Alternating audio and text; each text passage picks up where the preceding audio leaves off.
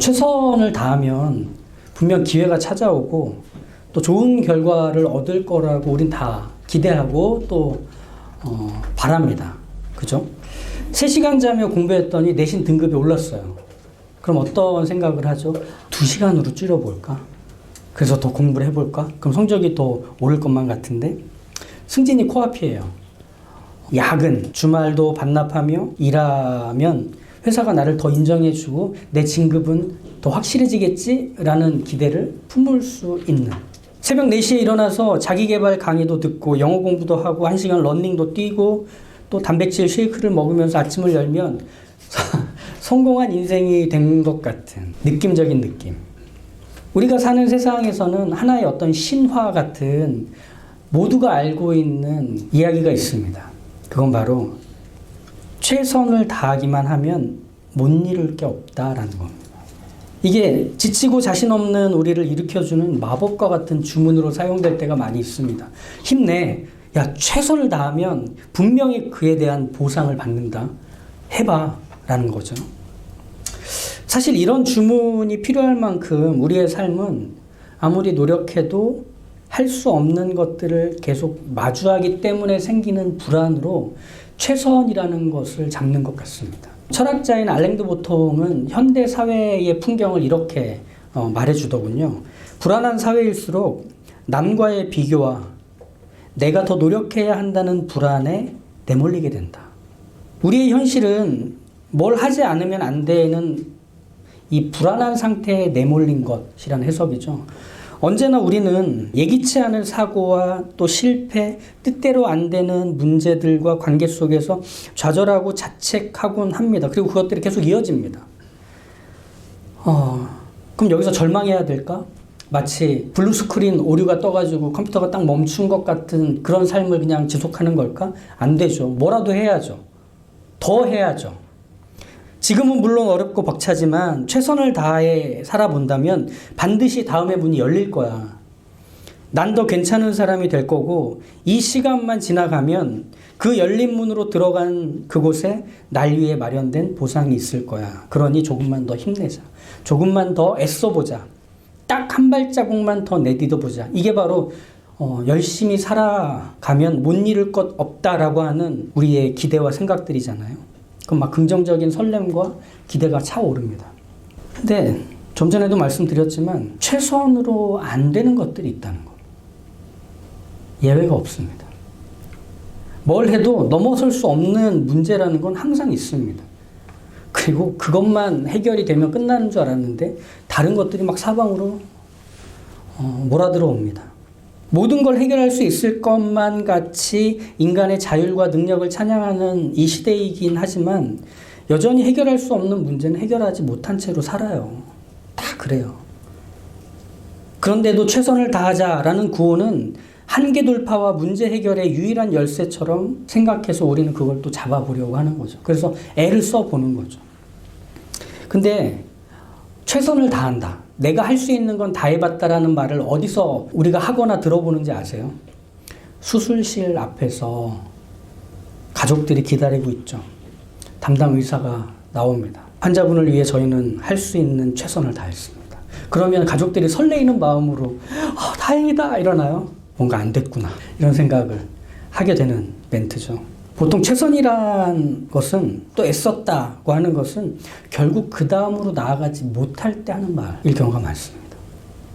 나로서는 아무것도 할 수 없다는 한계를 직면할 때, 내 인생의 주인이 나여서는 안 된다는 격렬한 거부, 그때 나오는 말이 바로 할 수 있는 건 다 해봤다, 최선이었다라고 하는 거예요. 우리 그렇게 써요. 즉 인간의 최선이라고 하는 것은 한계를 극복하는 방법이 아니라 사실은 한계로 데려가는 도움이 한계를 직면하게 하는 문턱의 이름이었던 거예요. 근데 그거 아세요? 인간은 자신의 힘겨운 현실을 극복할 수 없어서 그걸 해결해 줄 누군가를 찾고 요청하는데 결국은 실패하더라는 거예요. 못 찾는다는 거예요. 에덴 동산에서 아담과 하와가 죄를 저질렀을 때 그들이 이 죄의 문제, 자신들이 하나님이 하신 말씀을 어기고 선악을 알게 하는 나무의 실과를 따먹은 이후에 그들이 그 문제를 해결하는 방식이 곧 지금도 우리가 문제를 해결하는 방식과 일치해요. 뭐죠? 탓하는 거예요. 쟤 때문에 그랬어요. 나는 그냥 한다고 했는데 나는 최선을 다했지만 결국 그 문제가 해결되지 않은 건 쟤 때문이에요. 누군가를 끌고 들어오는 것 외에 그 문제를 해결하는 방법을 몰라요. 제가 운전한 지 벌써 거의 한 25년쯤 됐더라고요. 몇 번 사고가 있었죠. 제가 냈던 사고는 한 번도 없었습니다. 그냥 다 와서 박더라고요. 뭐 정말로. 한국의 자동차 보험은 100% 없는 거 아세요? 운전대를 잡고 차가 움직였으면 어떻게든지 쌍방으로 과실을 잡습니다. 90대 10으로 잡든 95대 5로 잡든 여튼 운전대를 잡고 차가 움직였으면 둘 다 책임을 져야 하는 거예요. 원인 제공인 거죠. 나 외에 살아있는 모두가 잘못한 거고 걔네들이 책임을 안 졌고 걔네들이 게을렀다고 비난하고 탓을 돌리는 것. 이게 우리가 살아가며 보이는 모든 당연한 모습들이에요. 나만 최선을 다했대요. 나만 끝까지 책임을 졌대요. 이런 모습이 반복되는 곳이 어딘지 압니까? 가정입니다. 슬프게도. 안타깝게도 가정은 서로가 최선을 다하는 곳이에요. 부모는 먹고 살기 위해 또 이자 내기 위해 공부시켜야 돼서 아침 먹고 출근해서 밤에 들어옵니다. 그리고 밤에 들어오면 끝나나요? 밥 해야 되죠. 설거지 해야 되죠. 청소해야 되죠. 빨래 돌리죠. 또 공부했는지 또 물어봐야 되죠. 자녀들은요. 자기 인생 책임지기 위해서 학교에 등교해서 공부하고 학원 가고 숙제하고 핸드폰 보고 친구들과 싸우고 또 화해하고 또 그러면서 커가고 이런 시간들을 보내죠. 모두 자신들의 최선으로 살았던 사람들이 모여요. 어디에? 가정에. 그런데 그 최선으로도 안 되는 일들을 가족들이 계속 다 겪어요. 한계에 부딪혀요. 가족 중에 누가 병에 걸리는 일이 있거나 회사에 어려운 일들이 터지거나 재정적인 문제들이 생기는 것들이 말하자면 그렇죠. 시험 성적이 잘 나오지 않는 것도 그럴 거예요. 승진과 취직을 못하는 일들도 그래요. 그때 가정에서 어떤 일이 일어날까요? 난 최선을 다했기 때문에 원망하고 탓하기 시작합니다. 난 최선을 다해 살았는데 왜 우리 집은 이렇게 가난한 거야? 왜 우리 자식은 말을 안 듣는 거야? 왜 저 인간은 무능하고 게으르지? 이 집에서는 언제나 그랬듯 나만 애쓰는 거야. 지긋지긋해.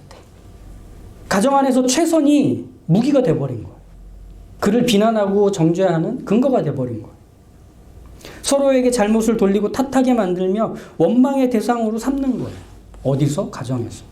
근데 알다시피 인간은 누구도 자기 인생에서의 경력자가 아니에요. 자기 인생을 두세 번 살아본 사람 없어요. 미리 겪어본 적도 없고 속속들이 알고 있지도 않은 내 인생의 경력자가 내가 아니에요. 그러니 남의 문제나 어려움은 그렇게 속속들이 다 분석해주고 답을 제시해줘도 내 문제, 내 인생의 문제는 그렇게 안 돼요. 어쩔 줄 몰라 해요. 우리 모두는 그렇게 낯선 자기 인생을 막막하게 헤쳐가며 살아갈 뿐이에요. 예외 없어요. 아무리 최선을 다한다고 해도 그건 그저 뭘 해야 할지 몰라서 할 수 있는 것만 하고 있는 중이에요. 그러니 자기 인생을 산다는 것이 얼마나 무섭고 불안하겠어요. 앞으로 무슨 일이 벌어질지 모르는데 아무 소리도 안 들리고 어떤 빛도 들어오지 않고 모든 게 다 멀리 떨어져 있는 것만 같은 우주의 한 공간에 내가 던져진 것 같은 느낌인데 그렇게 인생을 살아가는데 말이죠. 그러니까 내 인생을 회피하고 도망칠 수 없으니까 화내는 거예요. 누굴 탓하며 한숨 쉬는 거예요. 나도 어떻게 살아가야 할지 모르는데 자꾸 나한테 물어보니까 뚜껑이 열리는 거죠. 아무리 생각해봐도 답이 안 나오고 길이 안 생기는데 살아야 하니까 머리가 하얘지는 거죠. 가정에서 서로 지칠 정도로 최선을 다해 살아가고 있기 때문에 남편은 아내에게 화내는 겁니다. 아내는 남편을 보며 한숨 짓는 겁니다. 부모는 자녀에게 소리소리 지르는 거고 자녀는 부모를 원망하는 겁니다. 자긴 최선을 다했는데 넌 안 한다는 거예요. 나는 힘들게 내 인생 꾸려가는데 너는 손 놓고 있다는 거예요. 아니죠. 적어도 가정에선 이런 비난과 원망이 없어야 되는 자리잖아요. 밖에서 그런 걸 듣고 살아도 집안에서는 오히려 그런 것들로부터 차단된 공간으로 보장돼 있어야 하잖아요. 누구나 다 자기 인생의 초짜인데 가정에서까지 우리가 안전하게 지켜지지 않는다면 우린 도대체 어디에서 쉬어야 한다는 거예요. 근데 가정이 가장 아픕니다. 가정이 가장 힘겹습니다. 내 인생에도 초짜인데 가정을 이루는 것도 다 초짜라서 남편도 아내도 부모도 자녀도 그 역할과 책임에 대해서는 능숙하고 거뜬한 사람 하나 없어서 다 그 초짜들만 가정 안에 모여 있어서 누가 그냥 뭘 더 바릴 수 있겠느냐는 거예요. 다 초짜끼리.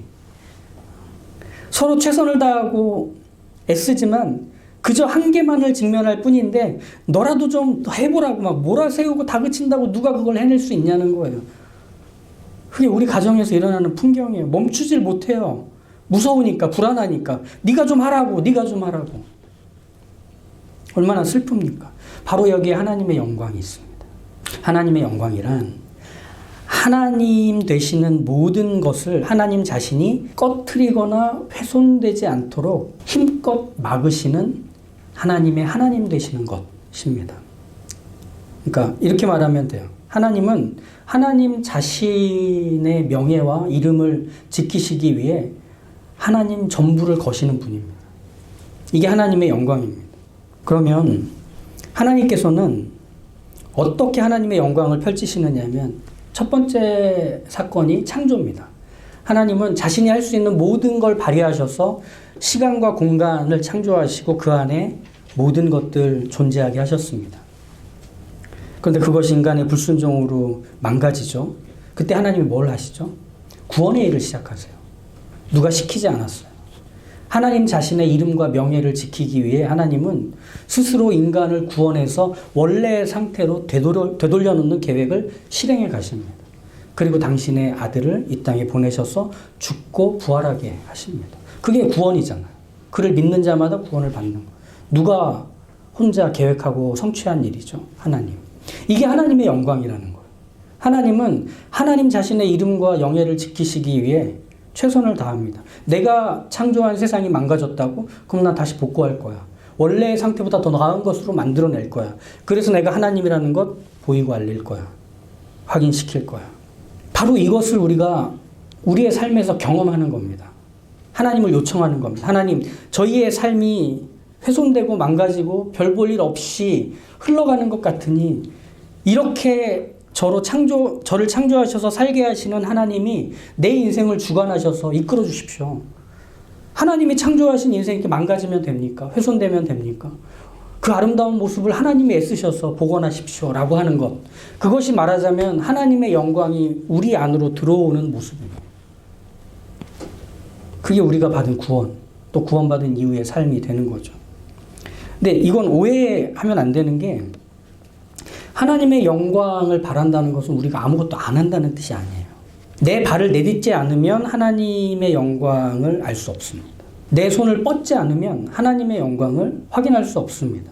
내 눈을 떠서 보지 않으면 하나님의 하나님 되신 그 하나님의 영광을 확인할 길은 없습니다. 그래서 우리는 어떤 하나님의 영광을 기대하며 사는 거냐면 우리가 할 수 있는 모든 것들에 최선을 다하되 그게 결과를 만들어내지는 않는다는 걸 인정한 채로 하나님께 맡기며 사는 겁니다. 모든 사람이 죄를 범하였음에 하나님의 영광에 이르지 못하더니 그리스도 예수 안에 있는 구속으로 말미암아 하나님의 은혜로 값없이 의롭다 하심을 얻은 자 되었느니라. 자, 여기서 좀 특이한 표현들을 찝어볼게요. 예수 그리스도 안에 있는 구원이라는 것은 그분 안에만 있는 거예요. 그럼 그분 안에서만 그걸 찾을 수 있다는 얘기예요. 예수 그리스도 밖, 즉 우리의 최선으로는 획득할 수도 확보할 수도 없는 게 구원이라는 얘기를 해주는 겁니다. 또 값없다라는 표현과 은혜라고 하는 이 말은 공통적으로 우리가 기여한 것, 우리가 무엇을 더해준 것 없이 받았다는 것이 구원이란 뜻이에요. 그렇다면 이 로마서 3장 23절과 24절을 통해 이 구원의 성격을 말해주는 것은 뭐가 되느냐면 우리가 기여한 것은 하나도 없는데 모든 게 주어졌다. 이 뜻입니다. 내가 한 모든 수고와 최선이 이 모든 걸 만들어내는 게 아니라 하나님이 그 최선에 당신의 수고를 얹으셔서 당신이 원하시는 것을 이루셨다. 이것이 말하자면 하나님의 영광이 드러나는 삶이 됩니다. 그러니까 우리가 아무것도 안 하면 하나님이 뭘 하는지를 알 수가 없어요. 우리가 우리의 삶에 게으르고 부주의해지면 하나님이 우리의 삶에서 어떤 일을 하는지 확인할 수가 없어요. 이게 기도와 같지 않습니까? 우리가 기도하지 않으면 응답이 뭔지를 알 길이 없어요.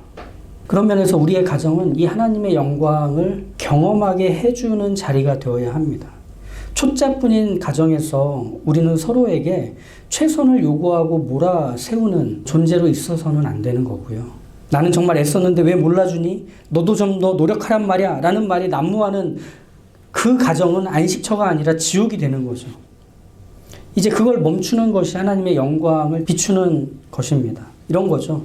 내 실수와 미성숙함, 부족함과 한계, 이건 가정을 망가뜨리는 원인이 아니에요. 오히려 나의 부족과 한계를 서로 수용하고 인정할 때 가정이 세워지기 시작합니다. 그런데 나의 부족과 한계, 이것을 어떻게 수용하고 인정하죠? 이렇게 하면 가정 무너질 것 같은데, 저 사람이 저렇게 게으르면 안 되는데, 저 사람이 저렇게 자기 역할과 책임을 감당하지 못하고 방치해두면 안 되는데, 그러면은 이 가정이 완전히 주저앉을 것 같은데, 그럼 그렇게 말한다고 그 사람이 정신 차리고 자기 일을 하나요? 아니요. 오히려 탓하는 말보다 거기서 하나님을 요청하는 말을 시작하는 겁니다. 부부 사이에 감정이 상하고 격해질 때 왜 나만 이렇게 애써야 하지? 왜 나만 힘들지? 하는 억울함이 차오를 때 믿음을 갖고 이렇게 말하는 겁니다. 내가 서툴러서 내가 너무 속상해. 최선을 다하는데도 너무 잘 안 돼. 나도 정말 바뀌고 싶어. 그러니 우리 같이 기도하자. 내가 더 애써 볼게. 인정과 요청을 함께 하는 겁니다. 부모가 자녀에게 하는 것도 마찬가지겠죠. 부모이기 때문에 가장 크게 또 자주 하는 오해는 자녀가 부모가 애쓰는 만큼 클 거라는 생각입니다. 그거 아닙니다. 자꾸 그런 착각을 하니까 더 큰 그림을 부모가 그려줘야 할 것 같고, 더 안전한 환경, 더 열심히 공부할 수 있는 것들을 마련해줘야 할 것 같다고 부모는 더 노력하고 애씁니다. 그러고 나면 나오는 말들 뻔하지 않나요? 아빠, 엄마 너 믿는다. 나 위해서 그랬던 거야? 그 말밖에 못해요. 자기는 최선을 다했다 이거죠. 나머진 너부터 라는 거죠. 아니요. 여기서 우리가 해야 되는 말은 이것입니다. 힘들지. 사실 엄마 아빠가 기대가 컸나 봐. 우리가 너를 믿지 못하는 것처럼 여겨졌을 것 같아서 미안해. 너도 최선을 다해주고 있었는데 우리의 인생의 주인이 하나님인 것처럼 네 인생의 주인이 하나님이라는 걸 우리가 믿지 못했나 봐. 우리 같이 기도해보자.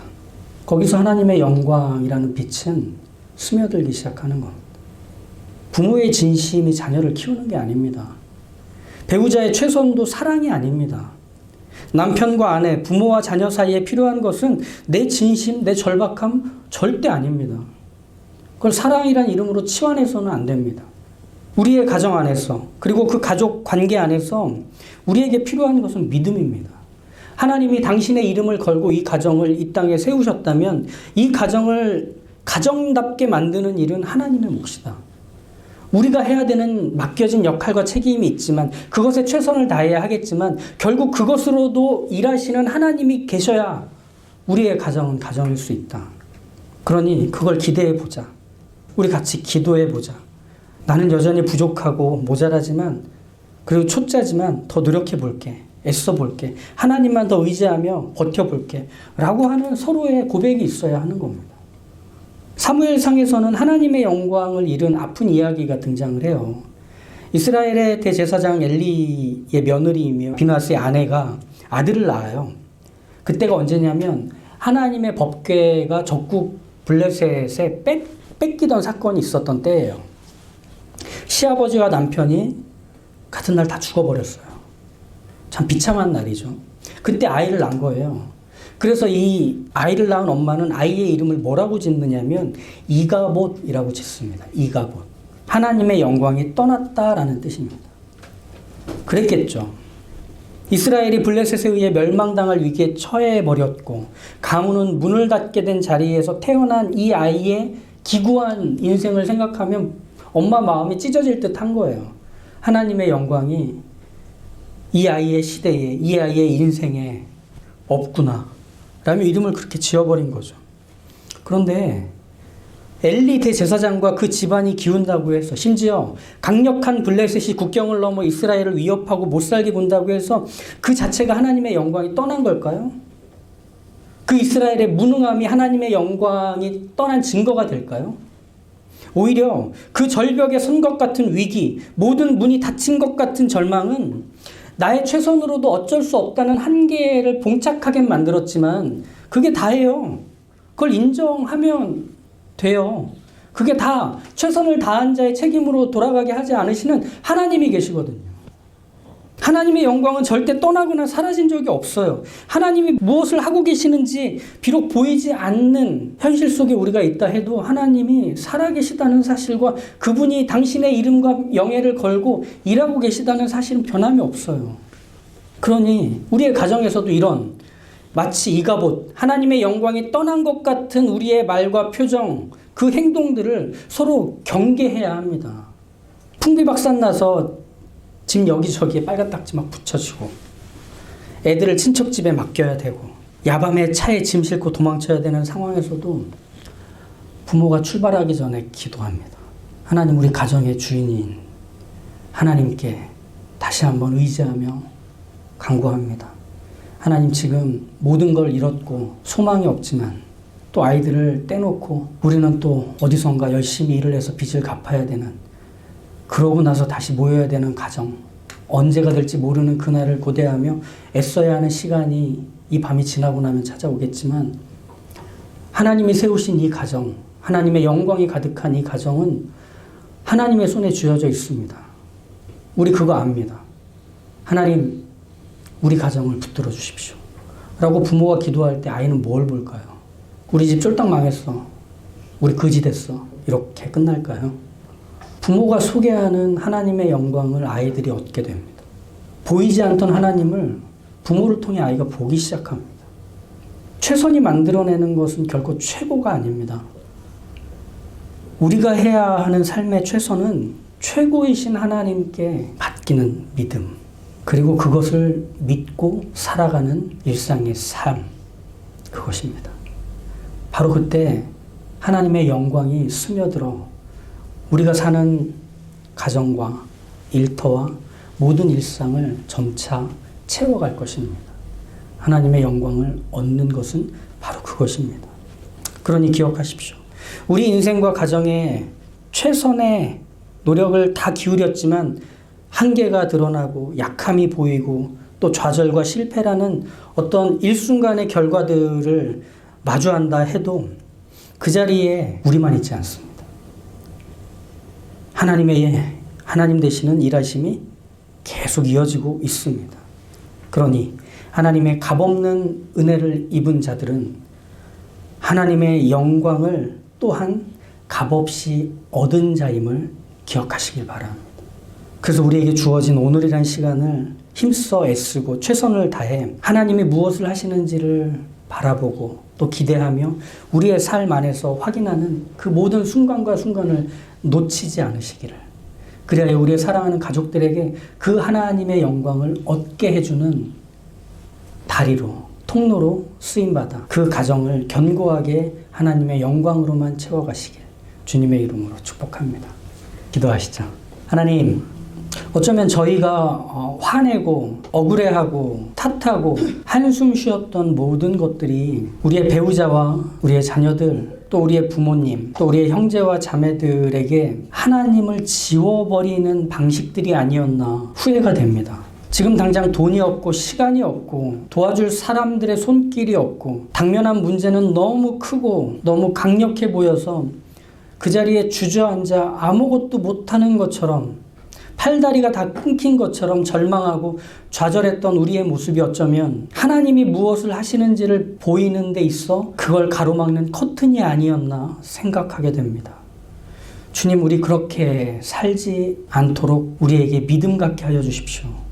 하나님의 살아계시며 여전히 하나님의 하나님 되시는 것을 단념 없이 성취하고 계시는, 그리하여 우리를 이 땅에 살게 하시고 우리로 가정을 이루게 하시고 우리에게 가정 안에서 역할과 책임을 부여하신 하나님이 얼마나 놀라운 일들을 우리를 통해 이루고 계실지를 기대하며, 또 그렇기 때문에 우리가 최선을 다하여 그 하나님이 맡기신 것들을 감당할 때 거기에 하나님의 최선이 담겨 하나님의 영광이 드러나는 일들을 우리로 보게 하실 것을 믿으며 지금의 자리를 꿋꿋이 견뎌가는 저희 모두가 되게 하여 주시옵소서.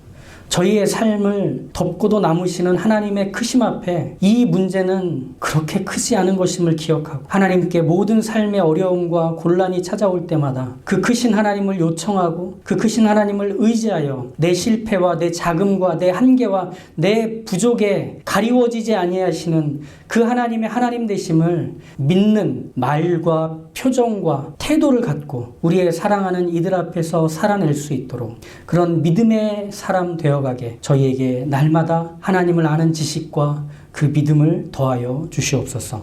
예수님의 이름으로 기도합니다. 아멘.